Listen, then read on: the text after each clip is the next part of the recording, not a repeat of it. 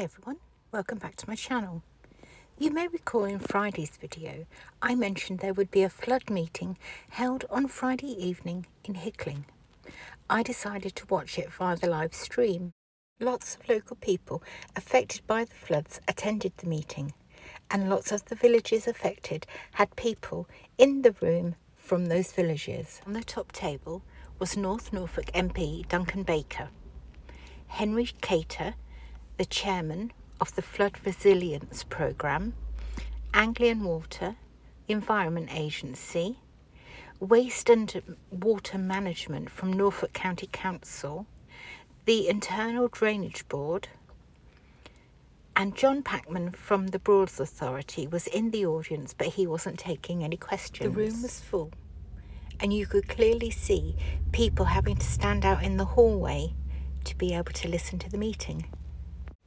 The meeting lasted 3 hours, so I can't possibly remember everything, although I did make some notes as I was watching it. But I haven't written down everybody's comments they put in the individual talks, speeches they did. So I'm just going to tell you some of the funny bits that I just thought Henry Cator's sense of humour was hilarious. So every time, he didn't say much, but every time he did speak, he was funny. For instance, Duncan Baker said he was quite prepared to stay till 2-3 in the morning if needed to, hear everybody speak. And then when it came to Henry Cator's turn to stand up, he said, well, he rather hoped that, the meeting wouldn't go on to 2 or 3 in the morning as he hadn't brought his pyjamas with him. So it was very funny. I'm sure somewhere online you will be able to listen and probably watch the meeting for yourselves.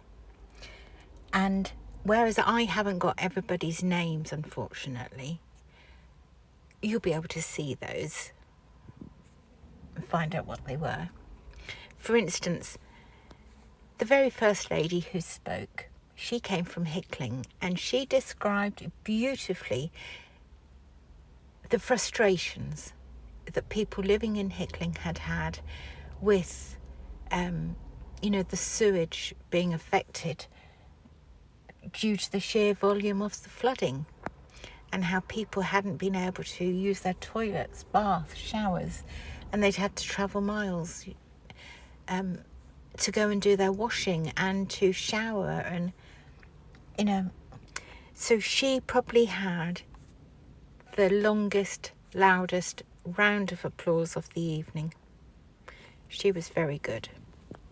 She knew exactly what she wanted to say, got to the point, and said everything. After people from the villages gave their talk, their speech, their points they wanted to get over, then it went back to the top table, and they were all saying that they need to work together as one and, to solve it. But Duncan Baker says, if there's no investment, no maintenance, more needs to be done. Duncan Baker was very good at keeping everybody in line. Nobody was allowed to waffle in their speech what they wanted to do. He was very good, I have to say. Excellent. As well as the live stream, those watching the live stream, like myself, there's also people watching who are writing comments. So you've got these two things going on. You're trying to follow the comments, which some of them were very funny, I have to say, and probably can't be repeated, but I'm sure you'll get to see them should you wish to. And so there's two things. You're trying to follow what's being said in the room and read at the same time what's being said online. But basically what everybody was saying online was there was poor dredging or zero dredging on the Broads. And they also were saying they felt that the Herring Bridge caused the flooding. Well, the Herring Bridge is actually discussed later on. Dredging was probably one of the main topics discussed throughout the evening. Some said that dredging needed to be done at Great Yarmouth Yacht Station. That was actually Henry Cator's suggestion, and he got a huge cheer for that. Then somebody stood up and said that when one of the flood alerts was removed, the people didn't notice any difference in the river levels. It was still high. So that was then responded with the fact that the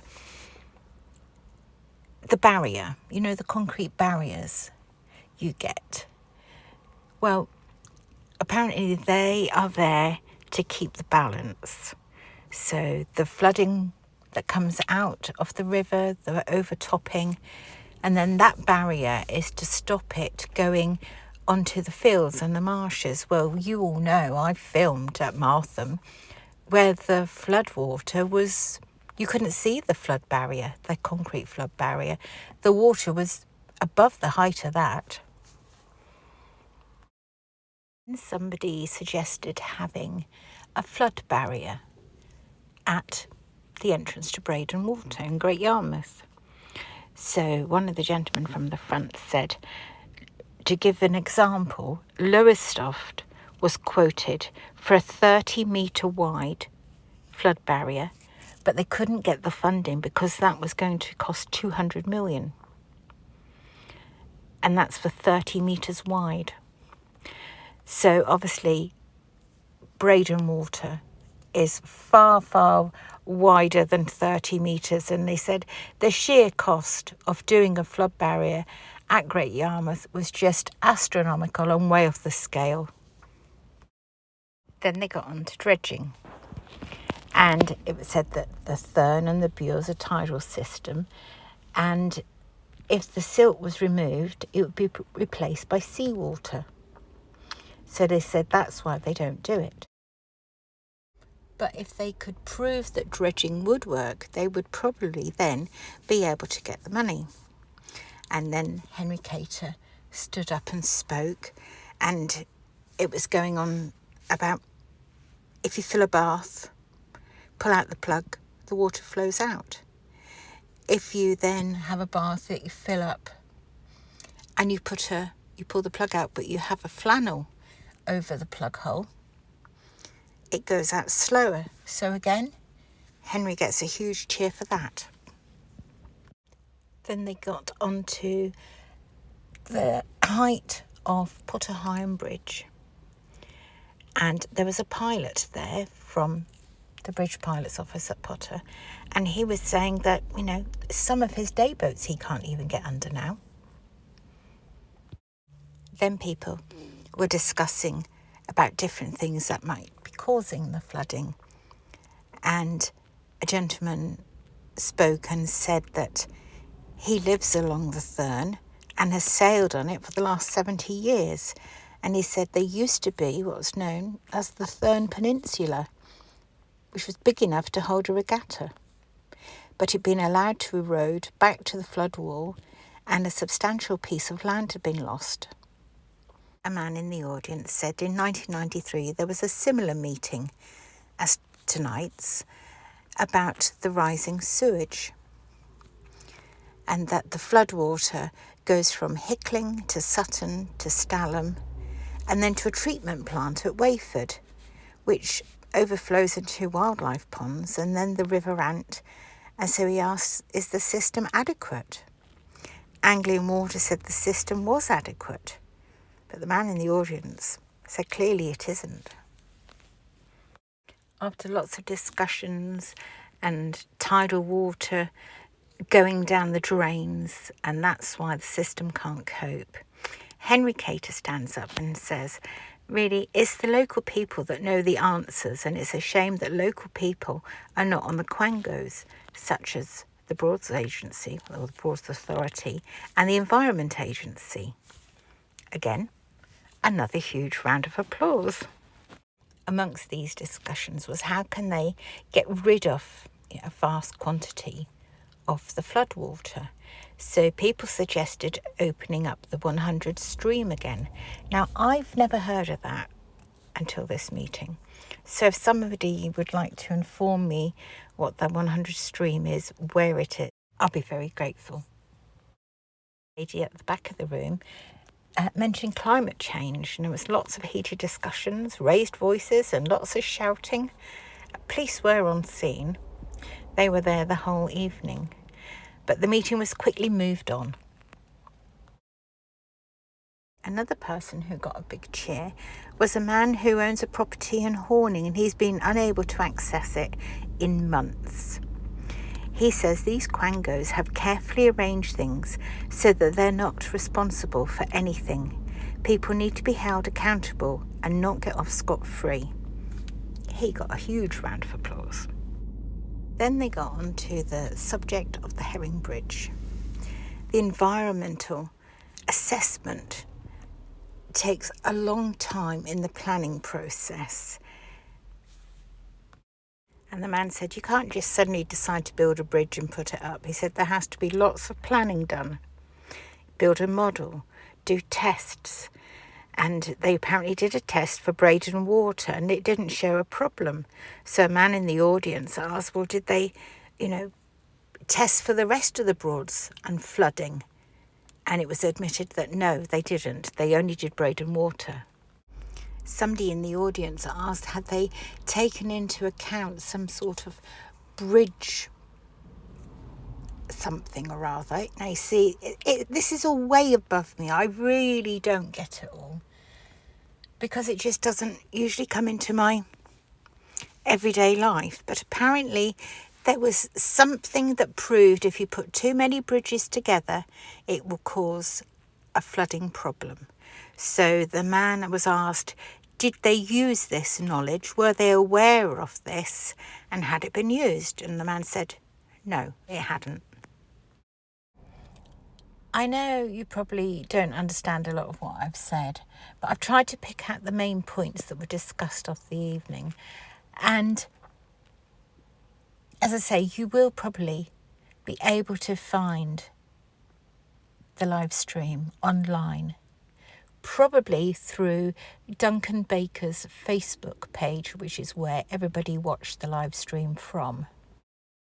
As I said at the beginning, the live stream was 3 hours long, and for me to condense it into 15 plus minutes isn't ever going to work. Plus, I really do not know all the ins and outs of water, flooding, bridge building, dredging. It is way above me. It really is. Obviously, the basics I get, but not some of the things they were discussing there. So I hope you understand that. And don't expect a complete word for word transcript of the whole 3 hours. It may well be I've written down some of the notes wrong to do this video from, so don't feel you need to pick me up on it. Everybody can watch the live stream on catch up, whatever, however they wish to watch it, and watch it properly for themselves. Anyway, I've been doing the voiceover for this. I had some footage from Ranworth that I've shared with you at the beginning of this, and now I am at Ludham, where it seems to be endless boats today in the sunshine. The sunshine always brings everybody out. So I hope you've enjoyed watching the cruisers, and I hope you've enjoyed this video. If you have, please could you give it a like for me? Feel free to share it. And if you haven't already subscribed to my channel, perhaps you could do that as well. All these things help my channel grow and reach a wider audience. But of course, you don't have to like, share and subscribe. Just by being here and watching helps my channel as well. So thank you. Thanks to each and every one of you who support me and support my channel and everything I do, including the mistakes I make. This past week I didn't put out a video on Wednesday because there was so much news to cover for Friday's video, and actually reducing by one video is so much easier. It really is. So I might just stick to 2 for the time being. I think that's just about it from me for today. Don't forget to let me know anything you can tell me about the 100 stream, its location, things like that. And I'll be back again very soon. Take care. Bye for now.